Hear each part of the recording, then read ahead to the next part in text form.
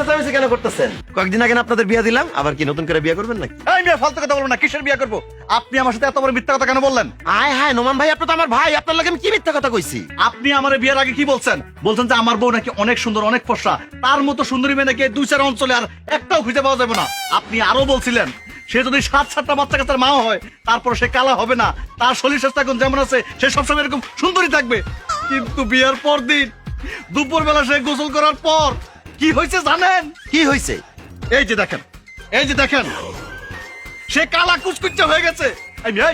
এই মায়া যে এত কালা সেটা আপনি আমার আগে বলেন না কেন? না নোমান ভাই, আসলে ওই বিয়ের আগে তো সুন্দর ছিল, আর বিয়ের পরে মেয়েদের কত কিছু পরিবর্তন হয়ে যায় না। সামান্য একটু গায়ের রং পরিবর্তন হয়েছে, তাকে আর আমার দোষ? অবশ্যই আপনার দোষ, কারণ এই মেয়ে কোনোদিন ফর্সা ছিলই না, সে জম কালা ছিল।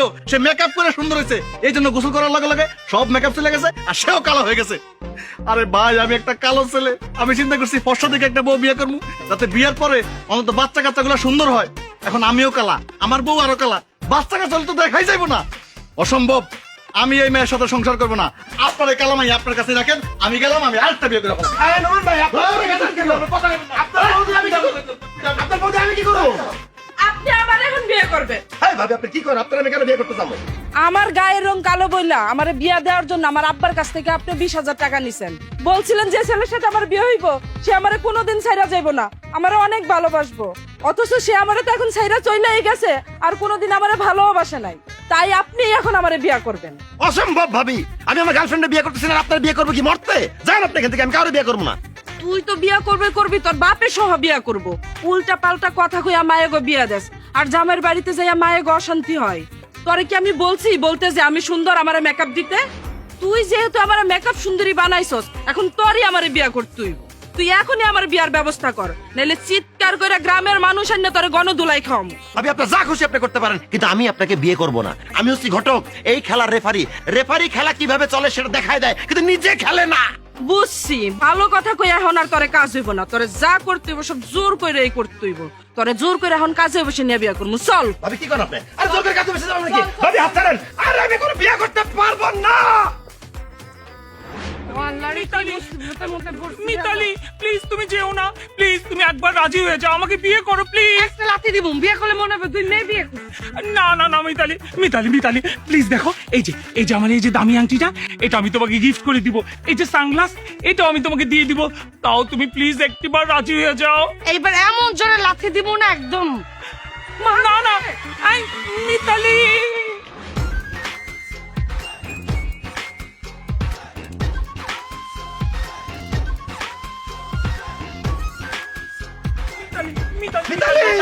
তুমি আমার এই মেয়ের হাত থেকে বাঁচাও। আরে তুমি আগে এই লোকের হাত থেকে আমাকে বাঁচাও। আরে আগে তুমি এই মেয়ের হাত থেকে আমার রক্ষা করো, তো আমি তোমার বাঁচাতে চাই। মেয়ে আমার বিয়ে করতে চায়। আরে এই লোকও তো আমারে বিয়ে করতে চায়। এক কাজ করো, তুমি এই লোকের এই গ্রাম থেকে তাড়াও, তারপর আমি আপার বিষয়টা দেখতেছি। এই হাত ছাড়ো।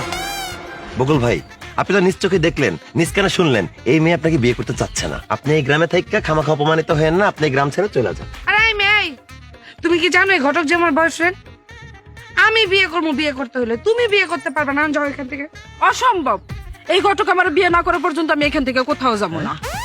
এমনিতে আমার জামাই আমার সাইরা চলে গেছে, আর এখন আমি জামাই ছাড়া একা একা থাকতেও পারতাম না, কারণ আমি বিয়ের মজা পেয়ে গেছি। আপাতত তাও একবার বিয়ে করে বিয়ের মজা পেয়েছে, আমি তো একবারও বিয়েই করিনি, তাই তো জানি না যে বিয়ের মজাটা কি জিনিস।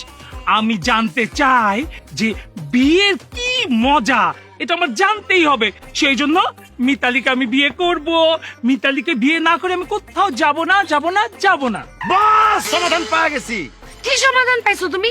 বকুল ভাই, আপনি কি সত্যি বিয়ে করতে চান? অবশ্যই আমি বিয়ে করতে চাই। আমি বিয়ে করার জন্য এক পায়ে খাড়া। রিনা আপা, আপনি কি বিয়ে করতে চান? অবশ্যই আমি বিয়ে করতে চাই। দেখেন, আপনারা আমাদের দুজনকে বিয়ে করতে চান, কিন্তু আমরা দুজন আপনাদেরকে বিয়ে করতে চাই না। এটা সমাধান কি? কি? খুবই সহজ। আপনারা দুজন দুজনকে বিয়ে করে ফেলেন, তাহলে তো ঝামেলা শেষ। আপনিও বিয়ের মজা পেয়ে যাবেন, আর আপনিও পেয়ে যাবেন স্বামী। অসম্ভব, আমি জীবনে এই হাফ লেডিসে বিয়ে করতাম না।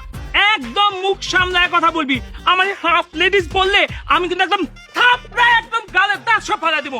কালির ঘরে কালি, তোর কেমনে মনে হইলো তোর মতো এরকম একটা কালির আমি আবার বিয়ে করব? খবরদার, আরেকবার আমার কালি গলা করে কামড়ে তোর গালের মাংস খুলে ফেলবো, হাফ লেডিসের বাচ্চা। কি? এই কালির ঘরে কালি, তুই আমারে আবারও হাফ লেডিস বললি? তোর এত বড় সাহস! অলির ঘরে কালি। হাফলা টিচার বাচ্চা, তুই আমার গায়ে হাত তুলছস, আজকে তোরে আমি খাইয়ে কি?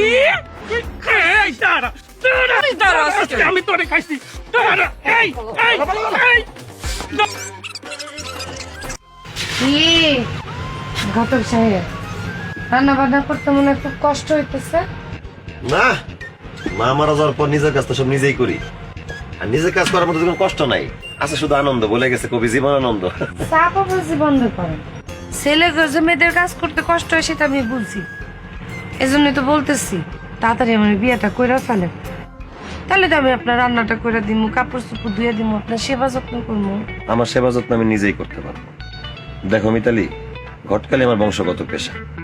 আমার আব্বা মরার আগে আমার বলছে আমি যাতে এই বংশগত পেশাটা বাঁচায় রাখি। আমি যদি তোমার বিয়ে করি, আমি জানি আমি ঠিক মতো ঘটকালি করতে পারবো না, তাই আমি তোমাকে বিয়ে করতে পারবো না। তুমি আমার মাফ করো। আপনি সব কি বলেন আবুল তাবুল? আমার যদি অন্য একজনের সাথে বিয়ে হয়ে যায়, তার সাথে যদি আমি সংসার করি, তার হাত ধরে হাঁটি, আপনি সহ্য করতে পারবেন? না পারার কি আছে? তোমার বিয়ার পর তুমি তোমার স্বামীর হাত ধরে হাঁটবা, ফিরবা, ঘুরবা, সেটাই তো স্বাভাবিক। আপনার কি একটু কষ্ট হবে না? না, আমার একটু কষ্ট হবে না। ও, তার মানে তো দাঁড়াইলো আপনি মানে ভালোই বাসেন না। আর যে মানুষটা আমার ভালোবাসে না, তারে আর যাই বলি বিয়ে নিয়ে কোনোদিন বলবো না।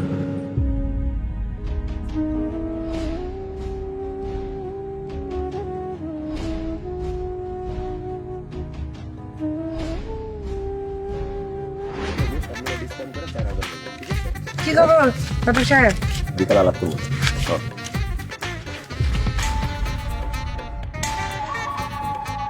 এরকম করে তাকাইছেন কেন? তোমার সাথে এই ফ্রেশ পাত্রটা কে মিতালি? আমার মামা তো ভাই, ওনার নাম ইমরান। আরে বাহ, তাই নাকি? ভাই আপনি দেখতে কিন্তু খুব হ্যান্ডসাম। বিয়ে করছেন? জি না, আমি এখনো বিয়ে করিনি। তার মানে আপনি এখনো সিঙ্গেল? যাক, আমি আরেকটা কাস্টমার পাইলাম। ভাইয়া, আপনার চেহারা সুরত আর বয়স দেখে মনে হচ্ছে কিছুদিনের মাঝে আপনি বিয়ে করতে যাচ্ছেন। আমি এই অত্র এলাকার সবচেয়ে জনপ্রিয় ঘটক। আপনার বিয়ের ঘটকাল যেটা আমি করতে চাই। আমার কালেকশন অনেক পরিমতো সুন্দর সুন্দর মেয়ে আছে, এই যে ছবি দেখেন। না না, আমাকে ছবি দেখাতে হবে না, আমার বিয়ে অলরেডি ঠিক হয়ে গেছে। কি? আপনার বিয়ে ঠিক হয়ে গেছে? কোন ঘটক আপনার বিয়ে ঠিক করছে? হ্যাঁ, পাত্রীর বিষয়ে কোনো খোঁজ খবর নিছেন? পাত্রী কে? আচ্ছা, আমি কি বলতেছো মিতালি? তুমি তো মামাতো ভাইরে বিয়ে করবা? অবশ্যই বিয়ে করব। আর তাছাড়া আপনি চাইতেন না যেটা আমার বিয়ে একটা বিদেশি ছেলের সাথে হয়? আপনার চাওয়াটা পূরণ হয়েছে। আমার মামাতো ভাই ইমরান বিদেশেই থাকে। বিয়ের 3 দিনের মাথায় আমি বিদেশ চলে যাব তার সাথে। আপনি ভালো থাকবেন। আর আপনাদের যে বংশীয় ব্যবসা ঘটকালি, এটা মন দিয়ে করেন।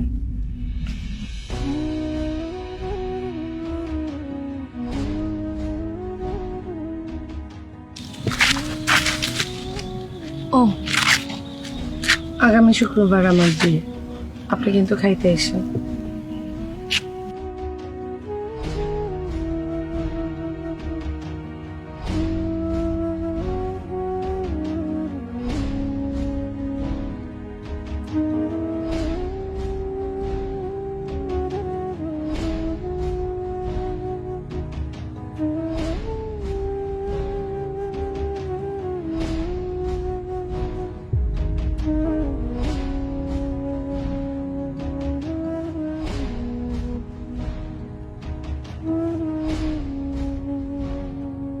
কি ব্যাপার ঘটক সাহেব, আপনি এখানে বসে আছেন কেন? তো কি করব?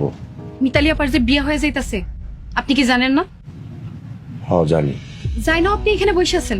আপনি না তারে ভালোবাসেন, সেও তো আপনারে ভালোবাসে। জান গিয়ে বিয়াটা আটকান। না লতা, বিয়েটা আমি আটকাবো না। ও আমার ঘটকালে ব্যবসা পছন্দ করে না, আর এই ব্যবসাটা আমি কোনোদিন ছাড়তেও পারবো না। আমি নিজেই বলছি অন্য কোথাও বিয়ে করে ফেলুক। আমি আমার ঘটকালে ব্যবসাটা নিয়ে থাকতে চাই। ওর বিয়ে আমি আটকাবো না, ও বিয়ে করে সুখে থাক। ঘটক সাহেব, আপনি ঘটকালির জন্য আপনার ভালোবাসার মানুষটাকে দূরে সরিয়ে দিতে চাইতেছেন। ভালোবাসার মানুষ একবার দূরে চলে গেলে তারে আর কোনো দিন ফিরে পাওয়া যায় না। এমনও তো হইতে পারে আজকে মিতালি আপার বিয়ে হয়ে গেলে আর কোনো দিন আপনি তারে দেখতে পাবেন না। আপনি কেন শুধু শুধু 3টা মানুষের জীবন নষ্ট করতেছেন?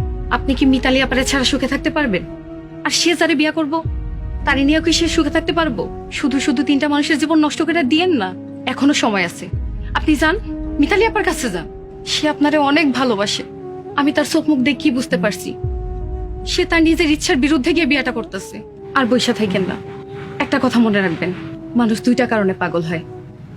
এক হইল অর্থের কারণে, আর দুই হইল তার ভালোবাসার কারণে। আপনার ভালোবাসার মানুষ আপনি হারায় যেতে দিন না, তাহলে সারা জীবন পস্তাইবেন। যান, বিয়েটা আটকান।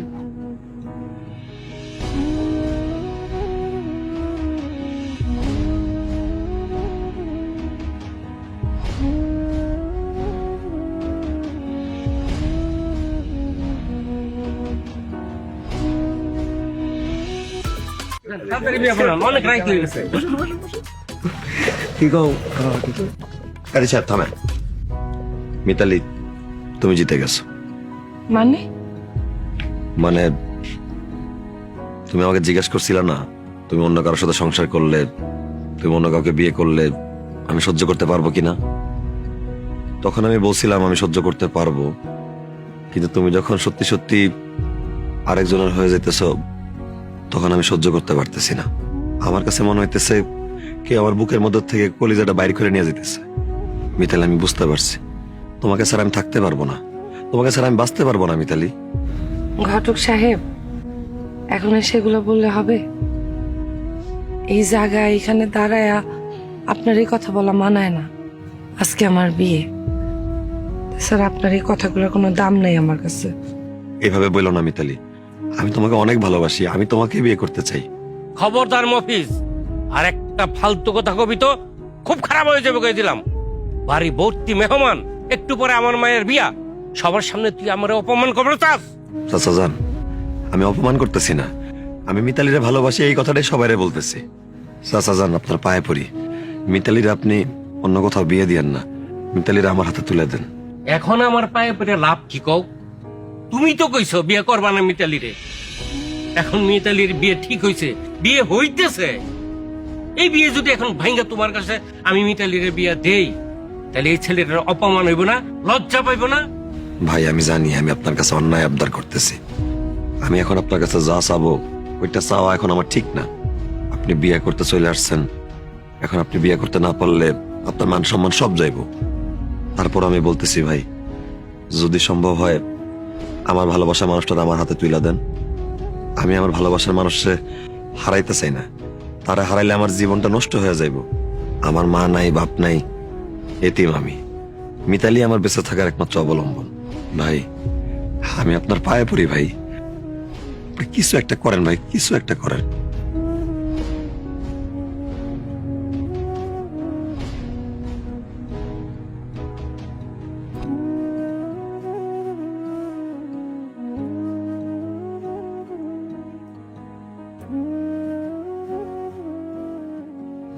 ঘটক সাহেব, আপনি শান্ত হন। আমি আপনার কথাগুলো শুনে বুঝতে পেরেছি আপনি মিতালিকে অনেক ভালোবাসেন, আর মিতালিও যে আপনাকে ভালোবাসে সেটা আমি জানি। সে যে তার ইচ্ছার বিরুদ্ধে তার বাবার কথায় আমাকে বিয়ে করছে সেটাও আমি বুঝতে পেরেছি। ঘটক সাহেব, একটা কথা কি জানেন, সবসময় ভালোবাসার জয় হওয়া উচিত, কারণ পৃথিবীর মানুষগুলো তখনই শান্তিতে থাকবে যখন পৃথিবীতে ভালোবাসা থাকবে। আমি আপনার আর মিতালির দুজনের প্রতি ভালোবাসাকে সম্মান করি, শ্রদ্ধা করি। আমি আপনাদের দুজনের ভালোবাসার মাঝখানে কখনোই দেয়াল হয়ে দাঁড়াবো না, সে দুঃসাহস আমার নেই। আপনার মিতালি আপনারই থাকবে। মিতালি, আসো।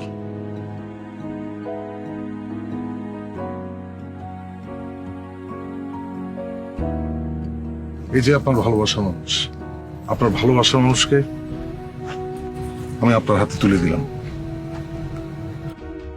আজকে এই বিয়ের আসরে আপনার আর মিতালির বিয়ে হবে।